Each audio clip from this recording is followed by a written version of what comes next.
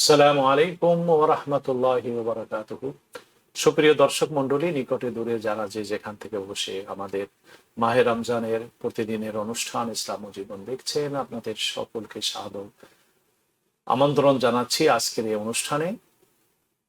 আজকে আমরা আলোচনা করব এই অনুষ্ঠানে কিভাবে মাহে রমজানের পবিত্রতা আমরা রক্ষা করতে পারি, এ মাসের মর্যাদাকে কিভাবে আমরা সেভ করতে পারি, এর বিষয়ে কোরআন হাদিসের আলোকে আপনাদের সামনে আলোচনা করার চেষ্টা করব।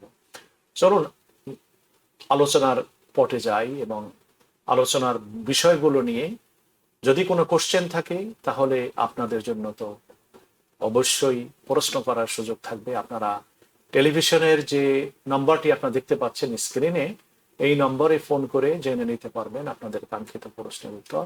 এবং এই অনুষ্ঠানটি নিবেদিত আপনাদের জন্যই, ধর্মীয় জীবনের উজ্জীবনের লক্ষ্যেই মূলত TVN24 এর পক্ষ থেকে আয়োজন করা হয়েছে ইসলাম ও জীবনের। সুতরাং আপনারা নির্দ্বিধায় যে কোনো ধর্মীয় কোশ্চেন, বিশেষ করে আলোচ্য বিষয়ের সাথে সম্পৃক্ত এ জাতীয় কোশ্চেনকে আমরা সর্বদাই সানন্দে গ্রহণ করে থাকি এবং যত্ন সহকারে এটার উত্তর আমরা দেওয়ার চেষ্টা করি। চলুন আমরা আলোচনার প্রেক্ষাপটে ফিরে যাই। আলহামদুলিল্লাহ ওয়াসসালাতু ওয়াসসালামু আলা রাসূলিল্লাহ ওয়া আলা আলিহি ওয়া আসহাবিহি ওয়া মান ওয়ালা। আম্মা বা'দু ফাআউযু বিল্লাহি মিনাশ শাইতানির রাজীম। বিসমিল্লাহির রাহমানির রাহিম।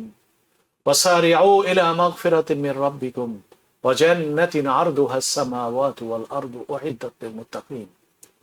সাদাকাল্লাহু মাওলানাল আযীম। ওয়া ক্বালা রাসূলুল্লাহি সাল্লাল্লাহু আলাইহি ওয়াসাল্লাম রমাদানু কলবুস সানা ইদা সালিমাতিস সানাতু কুল্লুহা আও কামা ক্বালা আলাইহিস সালাতু ওয়াসসালাম।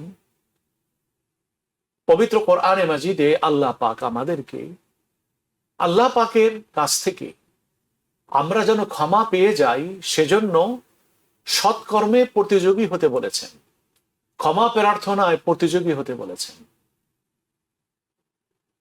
আর যে সমস্ত মুহূর্ত, যে সমস্ত কর্ম আমাকে ক্ষমার নিকটবর্তী করে দেয়, আল্লাহ পাক ওই কাজের প্রতি বেশি আগ্রহী হতে বলেছেন। কারণ একজন মানুষ যখন আল্লাহর পক্ষ থেকে ক্ষমা পেয়ে যায়, তার অর্থ হচ্ছে এই সে জাহান্নাম থেকে মুক্তি পেয়ে গেল। আর যে জাহান্নাম থেকে মুক্তি পেয়ে গেল তার জীবন সফল। ফামান যুহজিহা আনিন নার ওয়া উদখিলাল জান্নাতা ফাকাদ ফাজ ওয়ামাল হায়াতুদ দুনিয়া ইল্লা মাতাউল গুরুর। যে হাদিসখানি আপনাদের সামনে পাঠ করেছি, এই হাদিসে রাসূলুল্লাহ সাল্লাল্লাহু আলাইহি সাল্লাম বলেন যে রমজানটা হলো এই সিয়াম সাধনা, এটা হলো রমাদানু কলবুস সানা, বৎসরের এটা হলো হৃৎপিণ্ডের মতো গুরুত্বপূর্ণ অঙ্গ। পুরো বৎসরের ভিতরে সবচাইতে গুরুত্বপূর্ণ যে মাস মুমিন বান্দার জন্য, সেটি হচ্ছে এই রমজান মাস।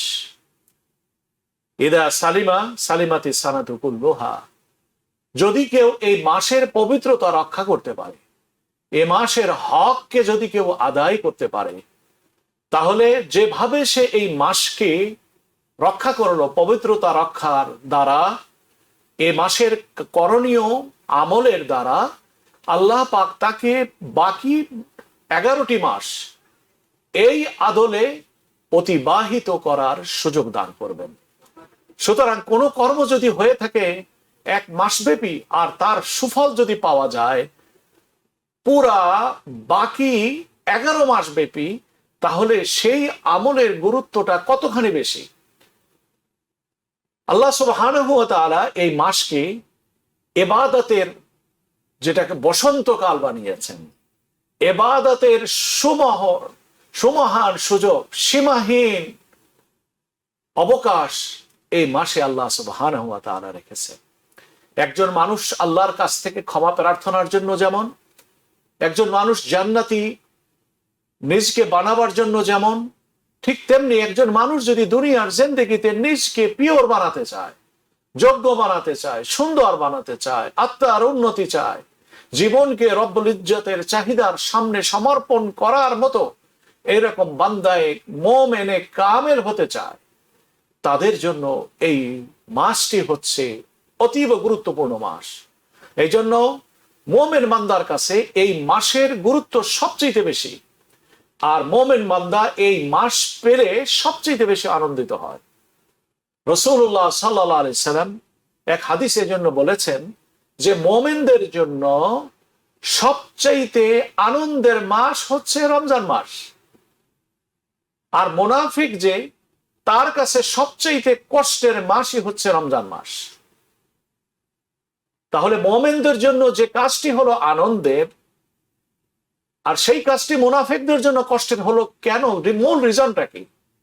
মূল রিজনটা হচ্ছে এই যে বান্দায় মোমেন যখন নেক আমল করে তখন তাকে আল্লাহ পাক আত্মিকভাবে সওয়াব যেটা আমল নামায় লেখা হয় সেটা তো লেখা হয়, ফেরেশতারা লেখেন। তার যে পুরস্কার যেটা সেটা তো নির্ধারিত করার ব্যবস্থাপনা আল্লাহ পাক তো করেনি, জান্নাতে করেন, আমল নামায় করেন। তার জীবনের যে সমস্ত পথ বাকি আছে এখনো জান্নাতে যাওয়ার পূর্বে, সে সমস্ত জগতের সুবিধাদির আয়োজন আল্লাহ পাক করেন। কিন্তু দুনিয়ার জিন্দেগিতে সৎ কাজটি করার সাথে সাথে তাকে এক ধরনের আত্মার প্রশান্তি, আত্মার তৃপ্তি, কন্টেন্টমেন্ট যেটাকে বলা হয়, আল্লাহ পাক এটা তাকে দান করে। তখন এই কন্টেন্টমেন্ট যখন কারোর ভিতরে তৈরি হয়ে যায় তখন নেক আমলের তৃপ্তি তাকে সবচেয়ে বেশি আনন্দিত করে। গুনাহের কাজ তার কাছে হতে থাকে কষ্টের, গুনাহের প্রতি তার আগ্রহই থাকে না, গুনাহটাকে তার জন্য ক্ষতিকর মনে করে সে অ্যাভয়েড করে। যত বিপর্যয়কর গুনাহ তার সামনে আসুক না কেন, যে গুনাহ থেকে বাঁচার কোনো উপায় নেই, ওই সমস্ত কর্মকেও বর্জন করার জন্য সে এক ধরনের মানসিক শক্তি অর্জন করে। দুনিয়ার জীবনে যে জিনিসটি মানুষ পাওয়ার জন্য তার শিক্ষা, তার অর্থ, তার আয়োজন সমস্ত কিছু ব্যয় করে, এই দুনিয়ার জীবনে প্রত্যেকটা মানুষের আকাঙ্ক্ষা কি? জীবনে সুখী হওয়া, দুঃখকে অ্যাভয়েড করে চলা, এটাই তো মূলত তার মূল আকাঙ্ক্ষা। মানসিকভাবে শান্তি লাভ করে, শারীরিকভাবে সুস্থ থাকে, সবকিছুর পরে সুখ। আত্মার সুখটাই হচ্ছে সবচেয়ে বেশি মানুষের কাঙ্ক্ষিত বিষয়। এই আত্মার সুখ যদি কারোর জীবনে না থাকে, পৃথিবীর সবচেয়ে সম্পদের মালিক হলেও সে কি দরিদ্র। এই আত্মার সুখ যদি কারোর থেকে বিলুপ্ত হয়ে যায়, সে যত বড়ই ক্ষমতার অধিকারী হোক না কেন, সে সবচেয়ে বেশি অভাবী। এই আত্মার সুখ যদি কারোর জিন্দেগিতে না থাকে, দুনিয়ার সমস্ত খ্যাতি, শিক্ষা, দীক্ষা, প্রতিপত্তি যা আছে এগুলো সব থাকার পরেও অন্তর্জগৎ শূন্য হওয়ার এই কষ্টের কারণে সে হতদরিদ্র, সে সবচেয়ে বেশি বঞ্চিত, সে সবচেয়ে বেশি তার নিজের কাঙ্ক্ষিত জিনিস থেকে, সৌভাগ্য থেকে সে দূরে। আর আল্লাহ সুবহানাহু ওয়া তাআলা এই নেক আমলের দ্বারা, এই রমজান মাসের নেক আমলের দ্বারা তাকে আল্লাহ পাক আত্মার সুখ আল্লাহ সুবহানাহু ওয়া তাআলা দান করেন। রাসূল করিম সাল্লাল্লাহু আলাইহি সাল্লাম এটাকে আরেকটা হাদিসে খুব সুন্দরভাবে বলেছেন। রাসূলুল্লাহ সাল্লাল্লাহু আলাইহি সাল্লাম বলেন, লিসাইমি ফারহাতান, ফারহাতুন ইনদা ফিতরি ওয়া ফারহাতুন ইনদা লিকাই রাব্বি। যে মুমিন বান্দা যে রোজা সিয়াম সাধনা পালন করে তার জন্য দুইটি মুহূর্ত সবচেয়ে বেশি আনন্দের। একটি হলো যখন সে ইফতার করে অথবা সে ঈদ করে, যেদিন আল্লাহ পাকের হুকুমটাকে আদায় করে আল্লাহ পাকের শুকরিয়া জ্ঞাপন করে পুরা মাস ব্যাপী নেক আমল করার তৌফিকের কারণে, যে এই দিন তার জন্য সুখের। আর ওই দিন তার জন্য সবচেয়ে বেশি সুখের হবে যেদিন সে আল্লাহ পাকের দিদার লাভ করবে, তার সাক্ষাৎ লাভ করবে জান্নাতে। সুবহানাল্লাহি বিহামদিহি। তাহলে এই রোজার সাথে দিদারে এলাহির একটি সম্পর্ক হাদিস দ্বারা আমরা বুঝতে পারলাম। সেই সাথে এটাও বুঝতে পারলাম যে মাহে রমজানের সিয়াম সাধনা আমাকে আমার দুনিয়ার জিন্দেগিতে সন্তুষ্টি যেমন আল্লাহ পাকের অর্জনের সুযোগ দিবেন, ঠিক তেমনি আমার আত্মাকে পরিতৃপ্ত করার দৌলত আল্লাহ সুবহানাহু ওয়া তাআলা, আত্মার সুখের ঐশ্বর্য আল্লাহ সুবহানাহু ওয়া তাআলা আমাকে দান করবেন। এই জন্য মুমিন বান্দা সে এই নেক কর্মের দ্বারা সে আত্মিক প্রশান্তি সুখ অনুভব করে বিধায় সে আগ্রহে থাকে কখন এই মাস আসবে, এই মাসের সুবিধা কিভাবে আমরা বেশি অর্জন করতে পারি, কিভাবে নিজকে আল্লাহ পাককে পাওয়ার জন্য আরো বেশি নেক আমলে নিজকে বরতি বানাতে পারি। মুমিন বান্দা এতে তৃপ্তি পায়। পক্ষান্তরে যিনি মুনাফিক, যে মুনাফিক, তার কাছে এটা কষ্টের মনে হয় যে সকাল থেকে সন্ধ্যা পর্যন্ত পানাহার বর্জন করতে হবে, জবানকে গুনাহ কথা বলা যাবে না, অন্য অন্য কাজ যেভাবে অন্য অন্য দিনগুলো করি, কত মানুষই তো করে, তাদের তো কিছু হয় না, আমাকে এটা পরিহার করে থাকতে হবে, এটা আমার জন্য কষ্টকর। সুতরাং সে ব্যক্ত না করলেও তার মনের ভিতরে এক ধরনের বোঝা অনুভব করে বিধায় সে মনে করে এই মাসটি তার জন্য সবচেয়ে বেশি কষ্টের। তো যাই হোক, মোটামুটি আমি এই পয়েন্টটার উপরে আলোকপাত করতে প্রয়াসী হয়েছি, যে নেক আমলে মোমেন বান্দা কেন বেশি তৃপ্তি পায়, খুশি হয় বেশি, আর মুনাফিকের জন্য সবচেয়ে কঠিন কেন এই মাসটি। তাহলে এই মাসটাকে আমাদের কোন ভাবে আমরা এই মাসের মর্যাদাকে রক্ষা করতে পারি? দেখুন, 3 ভাবে এই মাসের মর্যাদাকে রক্ষা করা যায়। 3 ভাবে এই মাসের মর্যাদা। 1 নম্বর হচ্ছে আমাদেরকে গুরুত্বপূর্ণ হচ্ছে, প্রথম পর্যায়টা হলো গুনাহ থেকে নিজেকে বাঁচিয়ে রাখা। কারণ যে কাদিরিয়া, চিশতিয়া, যে সমস্ত তরিকা আল্লাহ ওয়ালাগণ অবলম্বন করেন, তাসাউফের লাইনে যারা মেহনত করেন, বিশেষ করে আব্দুল কাদের জিলানী রহমতুল্লাহ আলাইহি, তার যে কাদিরি তরিকার মূল ভিত্তিটা হলো যে নেক আমল তুমি করতে পারো বা না পারো, মূল দর্শনই হচ্ছে এটা যে নেক আমল করার তৌফিক যদি তোমার না হয় সেটি একটি বিষয়, কিন্তু তোমাকে সর্বদা খেয়াল রাখতে হবে তোমার থেকে যেন গুনাহ না হয়। আল্লাহর হুকুম কতটা পালন করতে পারো বা না পারো সেটা হলো 2 নম্বরে। প্রথম নম্বরে হচ্ছে আল্লাহর নাফরমানি থেকে নিজকে বাঁচায় রাখা, এটা হলো 1 নম্বরে। তাহলে এই আল্লাহ পাকের গুনাহ থেকে নিজকে বাঁচিয়ে রাখার উপায়টা কি? এই বাঁচিয়ে রাখার উপায় 3টা। 1 নম্বর হলো এই যে আল্লাহ পাকের কাছে দোয়া করা, হে আল্লাহ সুবহানাহু ওয়া তাআলা, আপনি আমাকে হেফাজত করেন, আপনি আমাকে নেক কর্মে সন্তুষ্ট করুন। এবং আল্লাহ পাকের কাছে দোয়া করা, হাসবুনাল্লাহু ওয়া নি'মাল ওয়াকিল, নি'মাল মাওলা ওয়া নি'মান নাসির, জিকিরের হালাতে থাকা, লা হাওলা ওয়ালা কুওয়াতা ইল্লা বিল্লাহ, লা হাওলা, আল্লাহ কোন গুনাহ থেকে বেঁচে থাকার কোনো উপায় নেই, ওয়ালা কুওয়াতা অর্থ হচ্ছে নেক কর্ম করার কোনো তৌফিক সম্ভবপর নয়, ইল্লা বিল্লাহ, আল্লাহ পাকের সাহায্য ছাড়া। এইভাবে কি করা? দোয়া করা আল্লাহ পাকের কাছে এই শব্দের মাধ্যমে। আর যে সমস্ত গুনাহগুলো হয়ে গেছে তার জন্য আল্লাহ পাকের কাছে ক্ষমা চাওয়া। এটা হলো 1 নম্বর, যে আমাদেরকে ক্ষমা চাওয়ার মাধ্যমে আমরা এই মাসের পবিত্রতাটাকে রক্ষা করতে পারি।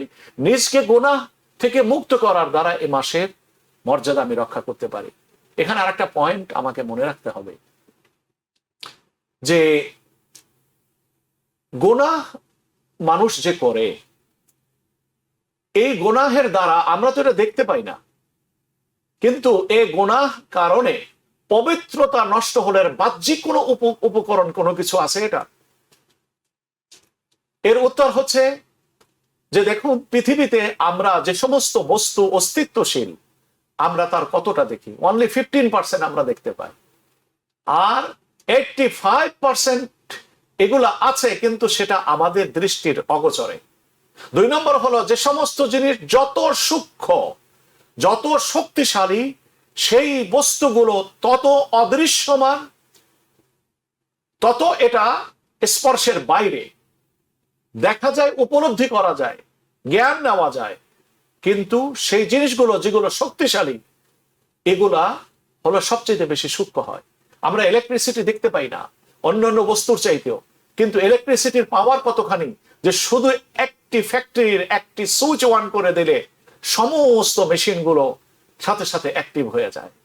এটা হলো আপনার হলো যে অদৃশ্যমান জিনিসের শক্তি, যেটা সূক্ষ্ম জিনিস তার শক্তি যে বেশি সেটা দিয়ে বোঝানো। মানুষ যে গুনাহ করে এই গুনাহের তো একটা কালো দাগ তার অন্তরের উপরে প্রতিফলিত হয়। প্রিয় নবী সাল্লাল্লাহু আলাইহি সাল্লাম বলেন, ইদা আযনাবাল আবদু নুকিতাত ফি কলবিহি নুকতাতুন সাউদা। মানুষ যখনই গুনাহ করে সাথে সাথে তার কলবের উপরে একটা কালো দাগ পড়ে যায়। ফা ইন তাবা নাজা, সে যদি তওবা করে আল্লাহ পাক এটাকে রিমুভ করে দেন, এই স্পটটা আর থাকে না। আল্লাহ পাক সে অন্তরটাকে ক্লিন করে ফেলেন তওবার দ্বারা। এটা একটা কলবের উপরে পড়ার হাদিসের একটি উপমা আমরা পেলাম। আর একটি হচ্ছে এই, এটা আসলাফদের কথা, বুজুর্গানে দ্বীনের কথা, ইসলামিক যারা রুহানিয়াতের জগতে সর্বোচ্চ পজিশনে ছিলেন, তারা বলেন যে কোনো মানুষ যখন নাকি গুনাহ করে তার অন্তরে কালিমা দাগ লাগার আগে, কালিমা হওয়ার পরে এর একটি বিরূপ প্রতিক্রিয়া বিশ্ব প্রকৃতির ভিতরে সৃষ্টি হয়। আজকে পৃথিবীতে মানুষ বলে এটা যে সমস্ত ধোঁয়া বেশি বেশি বের হয়, ফ্যাক্টরির ধোঁয়া, এটার দ্বারা পরিবেশ কি করে, ক্ষতিগ্রস্ত করে, এয়ার পলিউটেড করে। অনুরূপ ভাবে মানুষ যখন গুনাহ করে এই বিশ্ব প্রকৃতির খায়ের ও বরকত, রহমত, শান্তি, শৃঙ্খলা, নিয়ম ইত্যাদি এই জাতীয় যে এনভায়রনমেন্ট আল্লাহ পাক কুদরতি ভাবে জগতের ভিতরে আল্লাহ সুবহানাহু ওয়া তাআলা অদৃশ্যমান করে রেখেছেন, এই জগৎটা তখন পলিউটেড হয়ে যায়, এই জগৎটা তখন দুর্গন্ধময় হয়ে যায়। এই জগতের ভিতরে তখন মানুষের এক ধরনের, যারা মোমেন বান্দা, তাদের অন্তর ক্রমান্বয়ে অস্থির হতে থাকে, তাদের রূহ এটার দ্বারা কষ্ট পেতে থাকে, এবং এই রূহগুলো তখন স্বাভাবিকভাবে অস্থিরতায় বেশি ভুগতে থাকে। আল্লাহ সুবহানাহু ওয়া তাআলা তাদেরকে এই অস্থিরতা থেকে রক্ষা করেন যখন তারা অনবরত নেক কর্ম করতে থাকে তখন। আবার অনেক সময় দেখা যায় সৎকর্মের সুফল তাৎক্ষণিক পাওয়া যায় না, এবং নেক কাজ করতে মন বসে না। বলে যে নেক কাজ করতে মন না বসার পিছনে এটাও একটা কারণ, এই প্রাকৃতিক ভাবে যে সমস্ত এয়ার পলিউটেড আমি আমার গুনাহের দ্বারা হয়েছে, অন্য অন্য মানুষের দ্বারা হয়েছে, তার বিরূপ প্রতিক্রিয়ার কারণেই আমার ভিতরে এই ভাবনা সৃষ্টি হয়েছে। তা এটা হলো রমজানের পবিত্রতাকে রক্ষা করার জন্য প্রথম পর্বটাই হচ্ছে এই, প্রথম কাজটাই হচ্ছে নিজকে গুনাহ থেকে বেঁচে থাকা, গুনাহে সগীরা হোক, গুনাহে কবিরা হোক। আর এই বেঁচে থাকার জন্য সর্বোত্তম পন্থা হচ্ছে এমন পরিবেশে সর্বদা থাকা যে পরিবেশে ইচ্ছে করলেও গুনাহ করা যায় না। তাহলে এটার জন্য পরিবেশ, নিজের ঘরটাকে এমন বানানো যেখানে ইচ্ছে করলে গুনাহ করার সুযোগ থাকে না। মসজিদে প্রবেশ করা, দ্বীনি মজলিসে অংশগ্রহণ করা, দ্বীনি আলোচনা শ্রবণ করা, দ্বীনি পুস্তক আদি অধ্যয়ন করা, কোরআনে মাজিদ তেলাওয়াত করা, রাসূলুল্লাহ সাল্লাল্লাহু আলাইহি সাল্লামের বায়োগ্রাফি পড়া, জান্নাতি মানুষের জীবনাচার সম্পর্কে পরিচিত হওয়া ইত্যাদি, আউলিয়াদের ঘটনাবলী অধ্যয়ন করা, এগুলার দ্বারা মনটা সর্বদা আপনার গুনাহ থেকে মুক্ত হয়ে আল্লাহ পাকের দিকে ধাবিত হওয়ার অনুপ্রেরণার সৃষ্টি হয়। এটা হচ্ছে এক নম্বর। আজকে আমাদের সাথে আমাদের যিনি দ্বিতীয় আলোচক আপনাদের জানেন মাওলানা আব্দুল্লাহ কামাল, তিনি এসেছেন, তিনি এখন বাকিটি ইনশাআল্লাহ আলোচনা করবেন, এবং আপনাদের যদি কোশ্চেন থাকে ইনশাআল্লাহ আমরা সেই প্রশ্নের উত্তর দেওয়ার চেষ্টা করব। জি, আসসালামু আলাইকুম ওয়া রাহমাতুল্লাহি ওয়া বারাকাতুহু। প্রিয় দর্শক, আপনারা দেখছেন ইসলাম ও জীবন। মাওলানা সাহেব, আপনি বলছিলেন যে আজকে যে সাবজেক্টটা ছিল সেটা হলো যে রমজানের পবিত্রতা এবং নিজের পবিত্রতা কিভাবে রক্ষা করা যায়। তা আপনি যেটা বলছিলেন যে কমপ্লিট শেষ করি না, আমাকে দেখি আমার, আমি তিনটা পয়েন্টের উপরে বলছিলাম, তার ভিতর প্রথমটাই আলোচনা করছি যে এখন রমজান মাসে যে একটি হাদিসে জানা যেটা হয় যে মৌতের স্মরণ করা এবং কোরআনের তেলাওয়াত তারা যে দিলের যে জং পড়া সেটা দূর করা যায়, এই সম্পর্কে একটু আলোচনা করুন। জি, কোরআন তো আমাদের সামনে, কোরআন তো এই মাসটাই হলো কোরআনের মাস, রমাদান আল্লাযী উনজিলা ফীহিল কোরআন। কোরআন তেলাওয়াত করলে তো সবচেয়ে উত্তম, যে আপনি বললেন যে আব্দুল কাদের রাহমাতুল্লাহ আলাইহি বলতেন যে সওয়াবের থেকে বেশি উত্তম হইলো গুনাহ থেকে বেঁচে থাকা, গুনাহ থেকে মুক্ত থাকা আগে। এবং যেটা সাহাবাদের কথা, আব্দুল্লাহ ইবনে আব্বাস রাদিয়াল্লাহু তাআলা আনহু এবং আবু হুরায়রা রাদিয়াল্লাহু থেকে বর্ণিত হাদিস আসছে, একটা ঘরের মধ্যে এসি ছাড়া আছে, উইন্ডো গুলো খোলা, তো এই এসি দিয়ে যথেষ্ট কাজ হবে না। সব উইন্ডো অথবা একটা পটের মধ্যে পানি ভরা হচ্ছে, ছিদ্র, এই পানিটা পড়ে যাবে, তো অল্প পানি কিন্তু ছিদ্র নাই, পানিটা জমে থাকবে।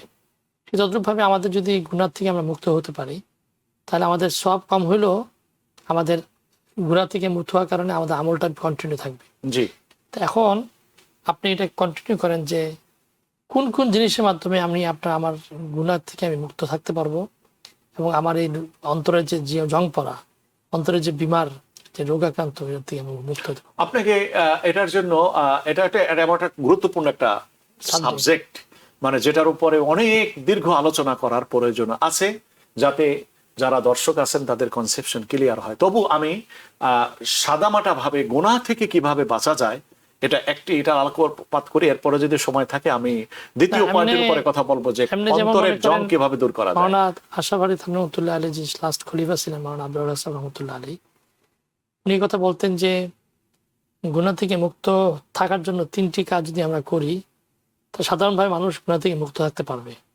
আর 3টা আমার মুখের সাথে সম্পৃক্ত। একটা বদ জবানি, বদ নেগাহি, বদ গুমানি। যে মানুষের প্রতি বিরূপ মন্তব্য করা, খারাপ ধারণা করা, সেখান থেকে আলাইন্না বাদাজান নিসফ, ইয়া আইয়ুহাল্লাযীনা আমানু, মানুষকে তুচ্ছ দৃষ্টিতে বিবেচনা করা, দেখা, এবং তার ব্যাপারে মানুষকে মূল্যায়ন করা তুচ্ছভাবে, এটি জি। এবং বদ নেগাহি, চোখের গুনাহ থেকে মুক্ত হওয়া। আমরা এখন সমাজের মধ্যে আমাদের সবচেয়ে বেশি গুনাহ হয় চোখের গুনাহ, যে আমাদের ফোন ইউজ করলে, কম্পিউটার ডিভাইসেস ইউজ করার দ্বারা, আশেপাশের লোকদের দেখার দ্বারা। আর 3 নম্বর বলছেন যে বদ জবানি, জবানটাকে হেফাজত করার দ্বারা।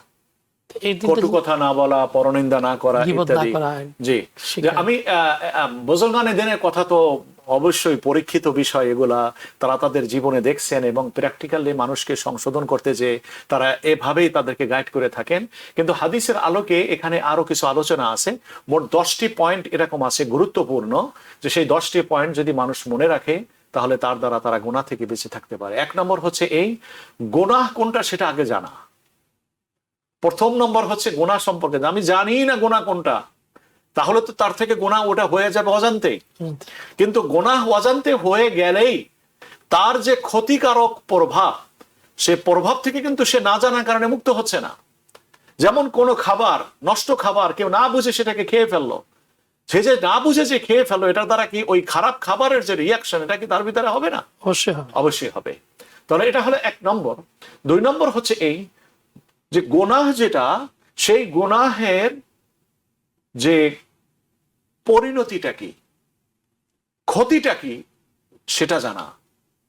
যেমন মনে করুন একটি গুনাহে কবিরা, আমি যখন জানলাম যে এটা গুনাহে কবিরা, এখন আমার পরবর্তীতে জানা হলো যে এই একটা গুনাহে কবিরার ক্ষতিটা কি। যে একটা গুনাহে কবিরার ক্ষতি হলো এই সমস্ত মুফাসসির, ইসলামিক স্কলার, সমস্ত ইসলামিক চিন্তাবিদ এগ্রি এ কথার উপরে, ভিন্ন মত নেই, ইউনানিমাসলি এভরিবডি এগ্রি, যে একটি গুনাহ যদি কেউ করে তাহলে তার জাহান্নামে যাওয়ার জন্য যথেষ্ট।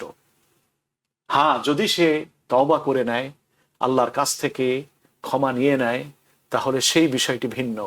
কিন্তু একটি গুনাহের পরিণতি হচ্ছে এরকম, ধরে বসেন একটা গুনাহ যথেষ্ট, একটা গুনাহই যথেষ্ট।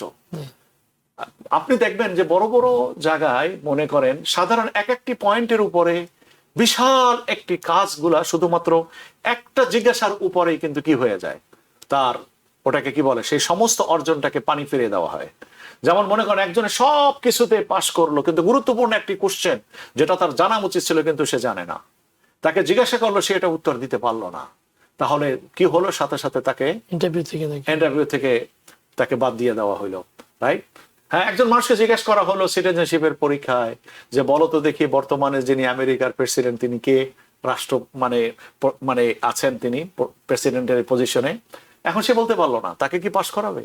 সে বাকি যতগুলো কোশ্চেন আছে 120টার 119টাই সে মুখস্থ করলো? নো, কারণ এটা একটা গুরুত্বপূর্ণ, যে তুমি কারেন্ট টাইমটা তুমি জানো না, তুমি বাকি যে সমস্ত কোশ্চেন আছে সেগুলো তুমি কিভাবে জানবা?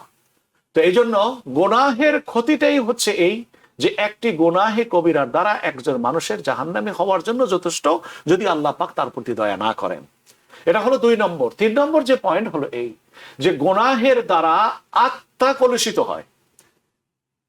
রাসূলুল্লাহ সাল্লাল্লাহু আলাইহি সাল্লাম বলেন, যে হাদিসখানি আমি একটু আগেও বলেছিলাম, ইদা আযনাবাল আবদু নুকিতাত ফি কলবিহি নুকতাতুন সাউদা, যে মানুষ দেখবেন গুনাহের কাজ করে, তার জন্য ওই গুনাহ করাটা আবার দ্বিতীয় টাইমে কোনো কঠিন ব্যাপার না, একবার সে শুরু করে দেয়, বারবার সে এটা করতে থাকে। যেমন মানুষ, আমরা বলি যারা খুনি, রক্তপিপাসু যারা, তারা দেখবেন রক্ত পিপাসায় তাদের কোন ধরনের বেগ পেতে হয় না।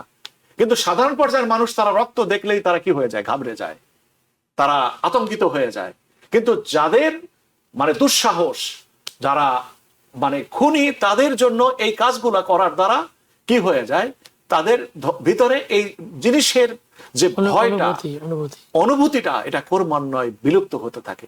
যে হারাম কামাই করে তার ভিতর থেকে হারাম কামাইয়ের এই ক্ষতিকারক অনুভূতি ক্রমান্বয়ে কি হতে থাকে, বিলুপ্ত হইতে থাকে। তো যাই হোক, গুনাহের 3 নম্বর যে ক্ষতি, সে ক্ষতিটি হচ্ছে এই যে অন্তরের ভিতরে একটা কালো দাগ পড়ে। এই অন্তরে কালো দাগ পড়ার দ্বারা কি হয়, যে আস্তে আস্তে যেভাবে একটি ক্যান্সার তার শরীরকে যখন প্রতিবিধান না করা হয় ক্যান্সারের, তাহলে এই ক্যান্সারটা তখন পুরা বডিতে যখন সংক্রামিত হয়ে যায়, তখন বলা যায় এটাকে 4 স্টেজ ক্যান্সার। সুতরাং এর আর কোনো ট্রিটমেন্ট নাই, সেই ব্যক্তি শুধুমাত্র অপেক্ষায় থাকে তার কখন ফাইনাল টাইম এসে যাবে। অনুরূপ ভাবে যদি আত্মার এই কালিমাকে দূর করার ব্যবস্থা না করে মানুষ, তাহলে এই রোগটা ক্রমান্বয়ে বাড়তে থাকে। রাসূলুল্লাহ সাল্লাল্লাহু আলাইহি সাল্লাম বলেন যে এই গুনাহ আস্তে আস্তে, গুনাহে কবিরা থেকে আস্তে আস্তে তার ভিতরে আগ্রহ জন্মাতে থাকে শিরকি গুনাহ, শিরকি গুনার পরে কুফরি গুনাহ, এরপরে মানুষের সাথে সম্পৃক্ত যে গুনাহ, সেই গুনাহ ক্রমান্বয়ে একের পর এক মারাত্মক গুনাহ। তারপরে চোখ থেকে লজ্জা তার চলে যায়, বেলেল্লাপনা, বেহায়াপনা তার কাছে মনে হয় সাংস্কৃতিক ক্রিয়াকর্ম। জি প্রিয় দর্শক, আপনারা শুনছিলেন যে আমার আসসালামু আলাইকুম ওয়া রাহমাতুল্লাহি ওয়া বারাকাতুহু। জি ওয়ালাইকুম আসসালাম। প্রিয় দর্শক, প্রশ্ন বলুন।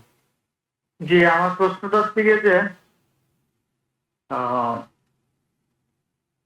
আমি যাকাতের জন্য আমার যে হিসাবটা করি, সেই হিসাবের মধ্যে আমার কিছু ক্যাশ টাকা আছে, এবং আমার একটা অ্যাকাউন্ট, মানে আমার ইনকামের একটা অ্যাকাউন্টের হিসাবটা আমি এখন পর্যন্ত কমপ্লিট করতে পারিনি। সেই হিসাবটা আমার হয়তো বা ঈদের পরে আসবে।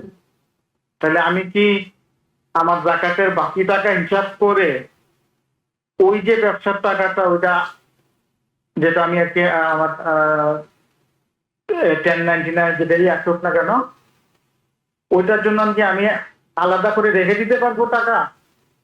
এবং যদি বেশি মানে আমি যদি ট্যাক্সটা দিব, এটাকে আমি এই ট্যাক্সের টাকাটা আমি পেটে থেকে আলাদা করে রেখে দিব, ঈদের পরে যখন আমার অন্য অ্যাকাউন্টের হিসাবটা আসবে তখন আমি একসাথে করে জাকাতটা দিয়ে দিই। তাহলে আমার ক্যাশ যে টাকাটা থেকে আমি জাকাতটা দিব, ধরেন আমার 10,000 টাকা ট্যাক্স আসলো, আমি এই টাকাটা আলাদা করে রেখে বাকি টাকাটা ট্যাক্স দিব, জাকাত দেবো কেন? আমি বুঝাইতে পারছি কিনা? জি জি, আমরা যা বুঝতে পেরেছি আপনার কথায়, যে আপনার ঈদের পরে আপনার আর একটা অ্যাকাউন্টের টাকা আসবে, তারপরে ট্যাক্স দিবেন আপনি, তারপরে আপনার পুরো হিসাব হবে।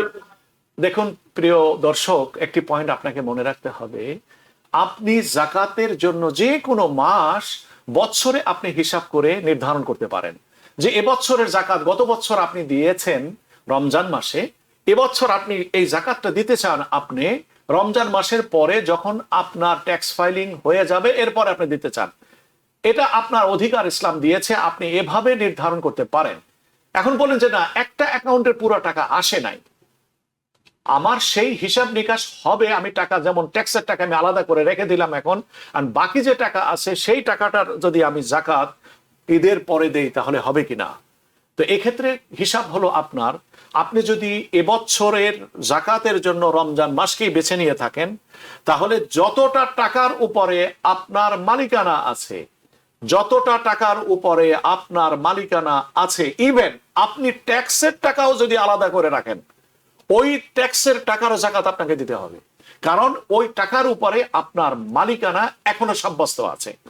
সুতরাং যে মুহূর্তে আপনি জাকাত আদায় করছেন, ওই মুহূর্তে আপনার মালিকানাধীন অর্থ কি পরিমাণ আছে, স্বর্ণ কি পরিমাণ আছে, ব্যবসায়ী মূলধন কি পরিমাণ আছে, অ্যাকাউন্টে কি পরিমাণ টাকা আছে, যে মুহূর্তে যে মাসে আপনি হিসাব করবেন, যেমন রমজান মাস আপনি বেছে নিলেন এ মাসে করবেন, এখন ওই এক অংশকে বাদ দিয়া আপনি যেটা পরে আদায় করবেন, আদায় পরে করতে পারবেন, কিন্তু আপনি এখন জাকাতের অ্যামাউন্টটাকে আপনাকে এখন কি করে নিতে হবে, এখন যা আছে সেই অ্যামাউন্ট অ্যামাউন্টের উপরে ভিত্তি করে আপনাকে জাকাত বের করতে হবে।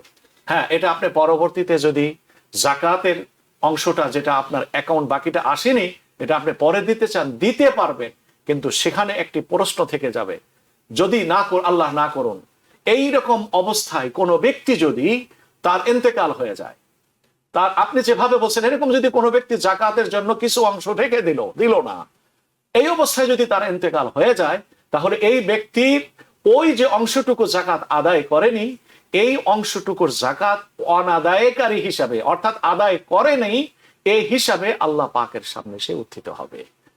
এজন্য সতর্কতামূলক অবস্থান হচ্ছে এই যে একটা অ্যাপ্রক্সিমেটলি একটা ধারণা করে রাখা যে এই পরিমাণ আমার টাকা।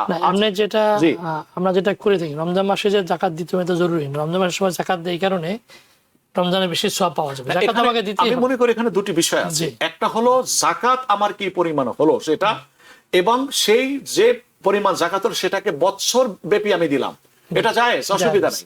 সেক্ষেত্রে ওই আশঙ্কা আছে যেটা আমি একমাত্র বললাম। আর একটা হলো যে না আমি জাকাতটাকে হিসাব করতেছি দুই ভাবে, এখন করতেছি কি একটা অংশ আছে যে অ্যাকাউন্টে টাকা পরিপূর্ণভাবে আসে নাই, আমি আমার একটা অংশকে বাদ দিব যেভাবে দর্শক কোশ্চেন করলেন। তো সেক্ষেত্রে আমাদের বক্তব্য হচ্ছে এটা যে আপনার যদি আপনি নির্ধারণ করে থাকেন এই মাসে আপনি জাকাতের হিসাব করবেন আর এটাকে আলাদা করবেন, এভাবে আলাদা হবে না, আপনাকে একটা মাসই আপনাকে নির্ধারণ করতে হবে এবং এই মুহূর্তে যেটা জাকাত হয় সেই জাকাতটাকে আপনাকে আদায় করতে হবে, চাই সেটা আপনার রমজানের পরে আদায় করুন। যেমন আমাকে অনেকে প্রশ্ন করেন যে ইমাম সাহেব আমরা রমজান মাসে জাকাত দিয়ে থাকি, আমি ট্যাক্স ফাইল করছি কিন্তু ট্যাক্স ফাইলের টাকা আমার কাছে এখনো আসেনি, মোস্ট প্রবাবলি 15-20 হাজার টাকা বা 10,000 টাকা আমার রমজানের পরে আমার আসবে, তাহলে কি ওই জাকাতে টাকা দিতে হবে কি, ওটাতে জাকাত দিতে হবে কি? এটা তো জাকাত দিতে হবে না, দিতে হবে না, কারণ এবছরের জাকাতের তো হিসাব উনি করে ফেলছেন। এর আগেই যদি টাকাটা চলে আসতো, মনে করেন আজকে জাকাতের হিসাব করছেন বিকালবেলা, সকালবেলা আইআরএস থেকে চেক অ্যাকাউন্টে জমা হয়ে গেছে, তাহলে ওই যে 20,000 টাকা এটা জাকাতের ভিতরে ইনক্লুড হবে। আবার যদি এমন হয় বিকালবেলা আমি হিসাব নিয়ে বসছি জাকাতের, আমার $50,000 সামহাও কোথাও ইনভেস্ট হয়ে গেছে, ব্যয় হয়ে গেছে, তাহলে সেটাও জাকাতের হিসাব থেকে বাদ যাবে। জি, এখানে একটা জাকাত সংক্রান্ত একটা বাস্তা চলে আসে, সেটা হলো অনেকে প্রশ্ন করেন যে প্রিয় দর্শক আপনি যদি আমাদের প্রশ্নের আপনার যেটা প্রশ্ন সেটা যদি আপনি উত্তর পেয়ে থাকেন তাহলে তো আলহামদুলিল্লাহ, না পেলে আবার আপনি কোশ্চেন। জি, আরেকজন দর্শক অপেক্ষা করছেন, প্রিয় দর্শক যিনি আছেন প্রশ্ন বলুন। যিনি আছেন লাইনে প্রশ্ন বলুন। হ্যালো, জি বলুন। ওয়ালাইকুম আসসালাম।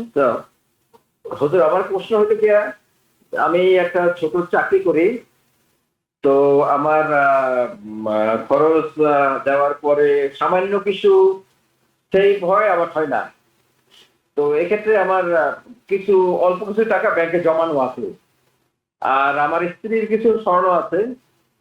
তো আমার কোশ্চেন হলো গিয়া যে বা আমার কত টাকা আমার জমানো থাকলে এবং কি পরিমাণ স্বর্ণ আমার কাছে জমানো থাকলে আমি জাকাত দেওয়ার জন্য কোয়ালিফাই করবো? জি প্রিয় দর্শক, জাকাত দেওয়ার জন্য বেশি সম্পদ হওয়ার প্রয়োজন নেই। বর্তমান পৃথিবীতে জাকাতের উপযোগী হওয়ার জন্য বেশি সম্পদের দরকার হয় না। মাত্র 7.5 ভরি স্বর্ণ কিংবা স্বর্ণের যে পরিমাণ মূল্য বাজারে, সেই পরিমাণ অর্থ যদি কারো কাছে থাকে তাহলে তাকে জাকাত দিতে হবে। কত? শতকরা 2.5 তাকে জাকাত দিতে হবে। 40 টাকায় 1 টাকা, 80 টাকায় 2 টাকা, 100 টাকায় 2.5 টাকা, এভাবে তাকে জাকাত দিতে হবে। এখন আপনার কাছে কি আছে? ওয়াইফের কথা বলছেন? হ্যাঁ, আমি ওয়াইফের কাছে ব্যাপারটা পরে আসছি। আপনার কাছে কিছু টাকা আছে, কিছু আপনার নিজস্ব মালিকানাধীন স্বর্ণ আছে, তাহলে এই যে স্বর্ণ যদিও 7 ভরি না হয়, এই স্বর্ণটাকে আপনার ওই সম্পদের সাথে মিলাইতে হবে, ওই টাকার সাথে মিলাইলে তাহলে টাকা আছে 5,000 আর বাকি আছে 4 ভরি স্বর্ণ। তাহলে এই 4 ভরি স্বর্ণের $5,000 যদি একসাথে হয় তাহলে 7.5 ভরি স্বর্ণের যে ভ্যালু সেই পরিমাণ অর্থ হয় কিনা, তাহলে আপনাকে দুইটাকে মিলায়া একসাথে হলেই তখন আপনাকে জাকাত দিতে হবে। তা আপনি জানেন আপনার অ্যাকাউন্টে কত আছে, এখন আপনি এটা মিলিয়ে দেখবেন। দ্বিতীয় কোশ্চেনের হচ্ছে এই উত্তর যে আপনার স্ত্রীর স্বর্ণের কথা বলা হয়েছে, সেখানেও কোশ্চেন ওই 7 ভরি যদি স্বর্ণ, 7.5 ভরি স্বর্ণ যদি তার থাকে, চাই সেটা ব্যবহারের হোক, চাই সেটা বিজনেসের জন্য হোক, যেভাবেই হোক না কেন তাকে জাকাত দিতে হবে। 7.5 ভরি স্বর্ণের পরিমাণ কিংবা তার চাইতে বেশি হলে জাকাত দিতে হবে। এখন জাকাতটা মালিকানা যার স্বর্ণের, জাকাত তার। স্ত্রীর স্বর্ণের জাকাত যদি স্বামী আদায় করে দেন, তাহলে স্ত্রীর পক্ষ থেকে স্বামী একটি স্যালুট পাওয়ার যোগ্য, যেহেতু এই জাকাতের দায়বদ্ধতায় ছিলেন হলো স্ত্রী, যেহেতু মালিকানা তার এই স্বর্ণের, এজন্য তিনি আদায় করবেন। কিন্তু তার পক্ষ থেকে স্বামী আদায় করছেন, অবশ্যই তিনি একটি স্যালুট পাবেন, তিনি একটি থ্যাংক ইউ পাবেন, তিনি একটি বাহবা পাবেন, এটা দিতে হবে। আর যদি স্বামী আদায় না করেন, তাহলে স্ত্রীর উপরে এই দায়টা থেকে যাবে যে তাকে অবশ্যই এর জাকাত আদায়ের ব্যবস্থা তাকে করতে হবে। এই অবস্থায় স্বামী যদি আদায় না করে, আল্লাহর কাছে স্বামীকে দায়ী করার স্ত্রীর কোনো সুযোগ নেই, কারণ মালিকানা হলো স্ত্রীর, এজন্যই। সুতরাং লিররিজালি নাসীবুম মিম্মা কাসাবু ওয়া লিন-নিসাই নাসীবুম মিম্মা ইকতাসাবনা, মহিলাদের এই জিনিসগুলোর হিসাব আল্লাহ পাক এভাবে নেবেন। আমাদের সমাজে অনেকটা বিষয় এরকম আছে, একটা ভুল কথা আমাদেরকে চালিয়ে দেওয়া হয়েছে, সেটা কি যে ব্যবহৃত স্বর্ণের জাকাত দেওয়া লাগে না। এটার জন্য তিরমিজির একখানি হাদিস, যে স্বর্ণই, চাই সেটা ব্যবসায় রূপান্তর করা হোক, চাই সেটা মুদ্রায় রূপান্তর করা হোক, চাই সেটা কাগজের নোট বানিয়ে মার্কেটে ছাড়া হোক না কেন, স্বর্ণই। স্বর্ণের পিছনে স্বর্ণ মানি টাকা, হিসাব করলে এটাই দেখা যায়, স্বর্ণ মানি টাকা। আপনার কাছে টাকা থাকা যে অর্থ, স্বর্ণ নিজের কাছে থাকার অর্থটাও ঠিক এক। আপনার কাছে টাকা আছে, সেই টাকাটা আপনি রাখছেন নিজের জন্য, ব্যবহারের জন্য, এই টাকার উপরে কি জাকাত হবে না? এটা আমরা সকলে বলি যে এটার উপরে জাকাত হবে। তাই যদি হয়ে থাকে, স্বর্ণ আর টাকা যদি এক হয়ে থাকে, তাহলে এই স্বর্ণের জন্য, যদিও তা ব্যবহারের জন্য হয়ে থাকে, জাকাত হবে না কেন? অবশ্যই জাকাত হবে। হাদিস, রাসূলুল্লাহ সাল্লাল্লাহু আলাইহি সাল্লাম মহিলাদের হাতে দেখলেন চুরি পরিহিত অবস্থা, আলাইহিমা আসওয়িরান, দুইজন মহিলার হাতে নবীজি চুরি দেখলেন, যে স্বর্ণের চুরি। নবীজি বললেন, আ'আদাইতুমা যাকাতাহা, তোমরা কি এই যে স্বর্ণ বেঙ্গল বা চুরি হিসাবে পড়ে আছো, এটার কি জাকাত আদায় করেছো? তখন এই মহিলারা এই কোশ্চেন করলো নবীজি কি, ইয়া রাসূলুল্লাহ, এই স্বর্ণ তো আমরা রেখেছি আমাদের ব্যবহারের জন্য, এটার জন্য কি আমাকে জাকাত দিতে হবে? রাসূলুল্লাহ সাল্লাল্লাহু আলাইহি ওয়াসাল্লাম, হুমা ফিন্নার, এটার জাকাত যদি আদায় না করো, এই অনাদায়ী স্বর্ণ তোমাদেরকে জাহান্নামে নিয়ে যাবে।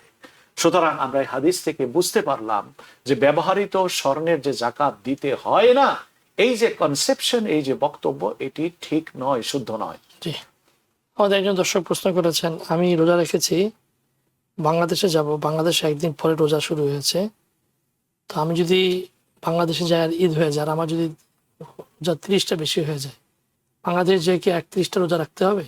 জি না, আপনাকে 31টা রোজা রাখার কোনো প্রয়োজন নেই। আরবি মাস হয় 30-এ না 29-এ, 31 মাস আরবিতে নাই, এটা ইংরেজিতে আছে এবং বাংলায়ও আছে, 32-33 মাস আছে। সুতরাং আরবি মাসকে 30-এর উপরে অতিক্রম করা কোনো সুযোগ নাই। আমি একটা বলি যে আমাদের যে লোনার ক্যালেন্ডার, যেটা এই ক্যালেন্ডারটা কি বাংলাদেশে যে কি সে তো ঈদ করবে কেন? না, এখানে একটা পয়েন্ট আছে আবার। আপনি মনে করুন, যদি কেউ সফরে থাকে, সফরের অবস্থায় তো তার কি নাই, রোজা নেই, এই রোজাটা সে অন্য সময় আদায় করবে, তাই না? সফরের ভিতরে তাকে রোজা রাখতে হবে।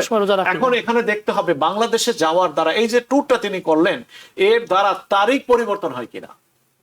যদি তারিখ পরিবর্তন হয়, তাহলে যদি একদিন কম হয়, তাহলে তাকে একটা রোজা রাখতে হবে, আর যদি বেশি হয় তাহলে এটা রাখতে হবে না। এটি হচ্ছে মাসালা। যেমন মনে করুন, আমরা যখন পূর্ব থেকে পশ্চিমে আসি, তখন কিন্তু দিনটা হয় অনেক লম্বা, কিন্তু এর বিপরীত যখন আমরা পশ্চিম থেকে পূর্বে যাই, তখন দিনটা হয়ে যায় অনেক ছোট, একেবারে স্বল্প টাইম। তো এই ক্ষেত্রে নামাজের হুকুমই একই। যদি দেখা যায় যে ডেট চেঞ্জ হয় না, তাহলে সময় মতোই তাকে নামাজ আদায় করে নিতে হবে। আর যদি দেখা যায় ডেট চেঞ্জ হয়ে যায়, এই সময়ের ভিতরে দিন যদি চেঞ্জ হয়ে যায়, তাহলে এখানে হিসাব করতে হবে কয় টাইমটুকু শেষ হয়ে গেছে, সেই অনুযায়ী নামাজ আদায় করতে হবে। ধন্যবাদ মাওলানা ফাইকুদ্দিন। প্রিয় দর্শক, আপনাদের ইসলাম জীবন, আমাদের এই প্রোগ্রাম প্রতিদিন আমাদের একই সময় আমরা আলোচনা করে থাকি। আপনারা ভালো থাকুন, সুস্থ থাকুন, এই আশা রেখে আজকের মতো ইসলাম জীবন শেষ করছি। আসসালামু আলাইকুম ওয়া রাহমাতুল্লাহি ওয়া বারাকাতুহু। TBN 24 টেলিভিশন দেখতে আজই কল করুন 7187776556। লগ ইন করুন www.totalcablebd.com। নিউ ইয়র্ক থেকে সম্প্রচারিত TBN 24 টেলিভিশন বিশ্বজুড়ে বাঙালির কণ্ঠস্বর।